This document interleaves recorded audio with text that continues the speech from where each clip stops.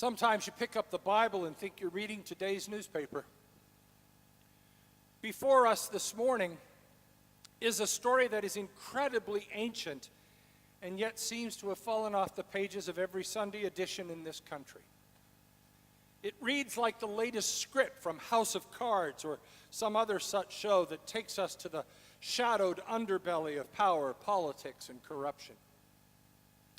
The story of Joseph in the pages of Genesis is a story that begins with injustice, pain, false accusations, violence, and imprisonment, and ends with justice, joy, life, blessings, and abundance. We all know how Joseph's story begins, or at least we think we do. Joseph is sold into slavery by his brothers who have had their fill of him. He is taken to Egypt, where he is sold into slavery in the house of Potiphar, a captain of the guard in the Pharaoh's court. In that capacity, Joseph rises to a place of authority in Potiphar's house. By Joseph's good work, his faithfulness to God and Potiphar, and the blessing of God that we are assured rests on Joseph, there is blessing, abundance, and wholeness on everything he touches. Add to that, we are told that Joseph was handsome and good-looking, a burden some of us are forced to bear, or so I am told. From the dead end of abandonment, betrayal, and slavery, the blessing of the Lord and the presence of the Lord was with Joseph. Still, in spite of all that success and the praise and gratitude lavished on Joseph, he was still a slave, and a Hebrew slave at that. Potiphar's wife says, "Look, my husband had to bring us a Hebrew to dally with us." So now enters racial and ethnic issues into the story. Prejudice is part of this narrative. Then don't forget there are the issues of class and power. Potiphar's wife is in a powerful position. She is among the elite in Egyptian society. Joseph may be successful, but he's still a slave. All the power is in the hands of Potiphar's wife. Her word will be respected far more than Joseph's, in spite of his good looks and success. Potiphar's wife begins grooming Joseph to be her lover. Joseph refuses her advances. She kept at it. She spoke to Joseph day after day, we are told, and we are told Joseph would not consent to lie beside her or to be with her. The double entendre, the innuendo, the playful and suggestive comments day after day, all attempting to wear down Joseph. Finally, Potiphar's wife tries one last time to manipulate Joseph, grabs his robe, and he runs from her, leaving the robe in her hands. She uses the robe to condemn Joseph, who was unjustly taken to prison for violating Potiphar's wife without anything resembling due process, and he is left there with the most desperate of prisoners, those who have offended the Pharaoh's honor. And still, even there, in the bowels of the prison, we are told Joseph rises to a place of authority and respect, with the chief jailer giving him authority over all the other prisoners. Again, we are told the Lord was with Joseph, and whatever he did, the Lord made it prosper. That's the story before us this morning. Sadly, that story has been with us for a very long time. We see that story played out in new ways in the Me Too movement that has revealed with stunning power the stories of influential men behaving in criminal ways toward women over whom they exercise authority. We see that story played out in the report of the Pennsylvania Attorney General on the abuse of hundreds of victims at the hands of religious leaders. We see that story being played out in the story of athletes being abused by doctors and coaches.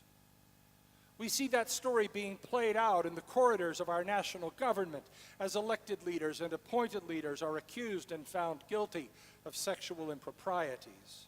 Now, I have no intention, listen, I have no intention of entering into the political nature of these events. If you want to have that conversation, we can do that when I'm not standing in this pulpit. I will never allow this pulpit to be used for partisan politics. But I will speak about the nature of these stories that are echoes of our lesson for the morning. We will look at the theological matters of highest importance that need to be lifted up so that they can become part of the conversation we are having as a culture and a society. First, as the ancient story of creation reminds us, we are created Tselem Elohim, in the image of God.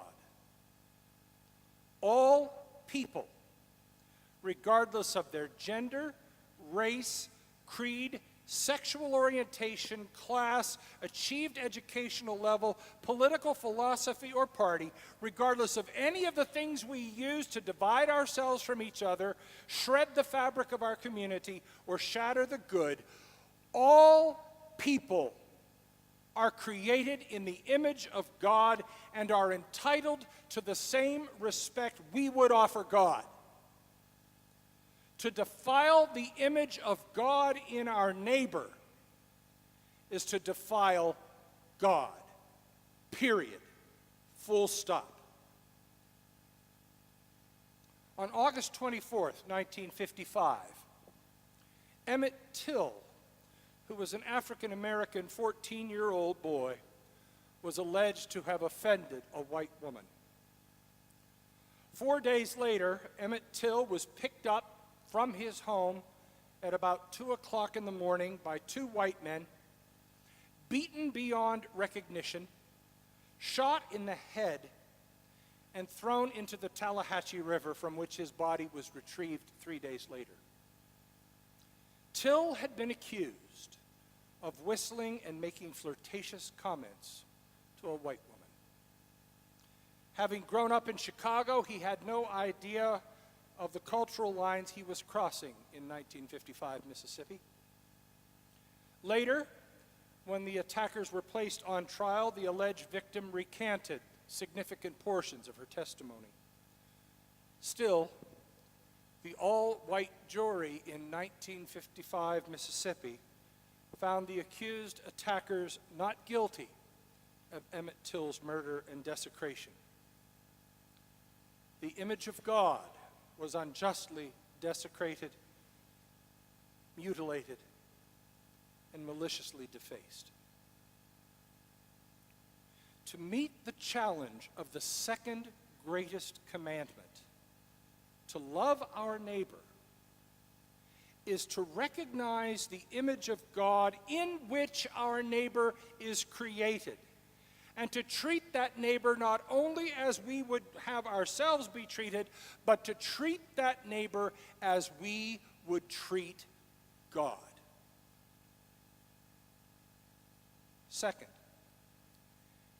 in stories and reports of this kind of misconduct, always look at who has the power.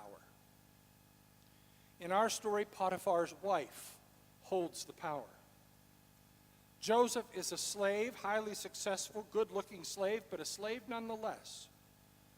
His word will never, ever, ever have the authority of Potiphar's wife. His account will never, ever, ever be as easily accepted as hers.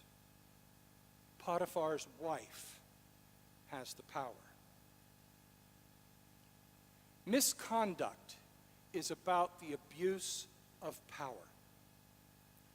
It is a person of power being able to perpetuate and perpetrate the misconduct because the victim has less power or is powerless to stop it.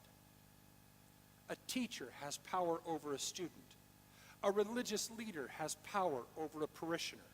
A wealthy person has power over a poorer person. A man has power over a woman in our still patriarchal society. A white person has power over a person of color. An adult has power over a child. A doctor has power over a patient. We don't want to admit much of that, but it is still sadly very true. When reports of misconduct arise, begin formulating your opinions and understandings by looking for who has the power. In the vast majority of these situations, the person with power is more readily believed than the person without power. That is how you create the fear of reporting. That is how you perpetuate the misconduct. That's why the abuse is kept secret by victims for so long. This is unjust.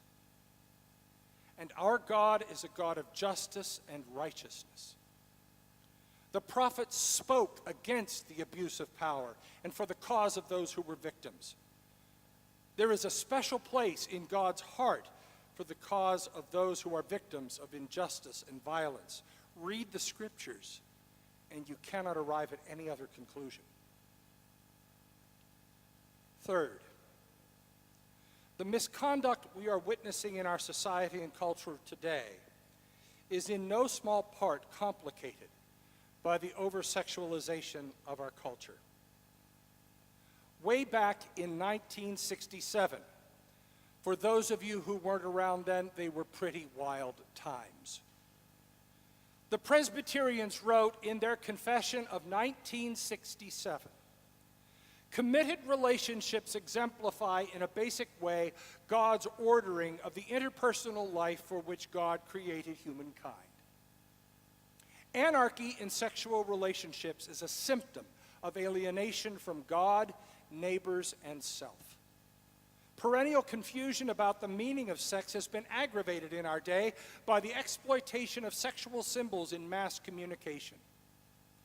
The church, as the household of God, is called to lead people out of this alienation into the responsible freedom of the new life in Christ. Reconciled to God, people have joy in and respect for their own humanity and that of other persons. To hold an authentic view of human sexuality, we must begin with a belief in a God of love who has created us as sexual beings to relate to one another in love. In other words, as if we needed to say it again, there is nothing wrong with human sexuality. It is when we abuse our sexuality and express it in destructive ways that we begin to run into problems. When we practice our sexuality responsibly, our lives are enriched and enhanced. And this has nothing to do with sexual orientation. It is true for gay couples and straight couples. Listen. When you make a commitment, when you make a promise, when you make a vow, you keep it. Infidelity is destructive. Unfaithfulness creates chaos. Adultery breeds anarchy and leads to alienation from God and from one another. So where's the good news? Is there any good news? I think there is.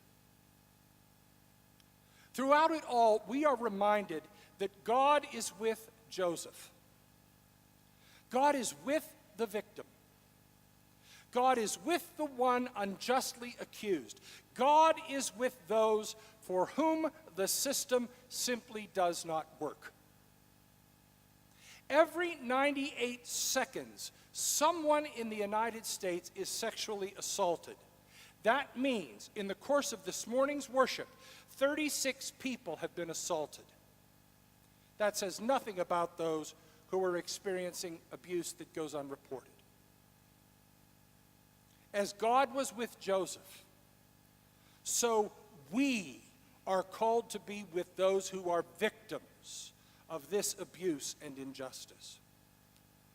We are called to honor the image of God in which all people are created, and we are called to denounce those who mar and disfigure that image in others by their violent actions. We are called to speak truth to power and hold powerful people accountable for their abuses of power. We are called to be faithful to our partners and to those with whom we have made sacred promises, and we are called to raise up fidelity and faithfulness as truly human behaviors, and to condemn and denounce those who cause anarchy by their inauthentic alienation from God, neighbors, and self, calling them back to an authentic way of life, the life that God has created us to live. Our presence is called to be evidence of God's presence. Our presence is a reminder that God is with us, and God's presence is cause for celebration and the source of continual and unending hope.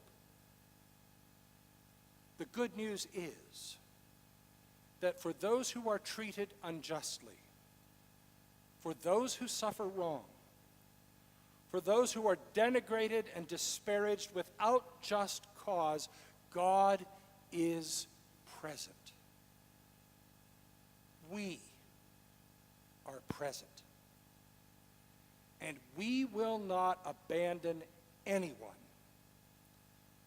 especially when it's just not fair. We will be there for now and evermore. Amen.